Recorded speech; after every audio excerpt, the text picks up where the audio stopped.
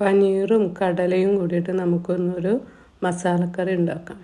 അപ്പോൾ ആവശ്യമുള്ള സാധനങ്ങളൊക്കെ എടുത്ത് വെച്ചാൽ നമ്മുടെ പണി പെട്ടെന്ന് കഴിയും. ഇപ്പോൾ എണ്ണ ചൂടായി നമുക്ക് ആദ്യം ഇഞ്ചി ഇടാം.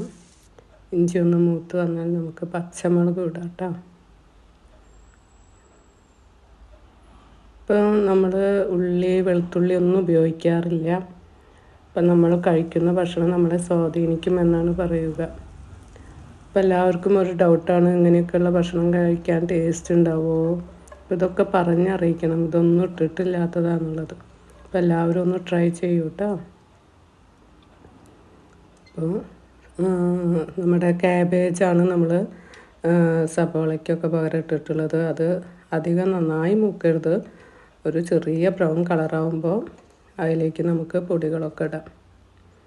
അപ്പോൾ പൊടികളൊക്കെ നന്നായി മൂത്ത് വന്നതിന് ശേഷം നമുക്ക് തക്കാളി ഇടണം. തക്കാളി നന്നായി വേവണം കേട്ടോ. അപ്പോൾ വെന്ത് നന്നായി മസാലയൊക്കെ എല്ലാറ്റിലും പിടിച്ച് കഴിഞ്ഞിട്ട് നമുക്ക് കടല ഇടണം. നമ്മൾ കടല ഉപ്പിട്ടിട്ട് വേവിച്ചതാണ്. തലേ ദിവസം നമ്മൾ കുതിർക്കണം കേട്ടോ. അങ്ങനെ ആ കടലയിൽ നമുക്ക് എല്ലാതും പിടിക്കണം, മസാലകളൊക്കെ കടലയിൽ പിടിക്കണം. അപ്പോൾ അതിന് കുറച്ച് ആവശ്യത്തിനുള്ള വെള്ളമൊക്കെ ഒഴിച്ചിട്ട് മൂടി വെച്ചിട്ട് നന്നായി തിളപ്പിക്കണം.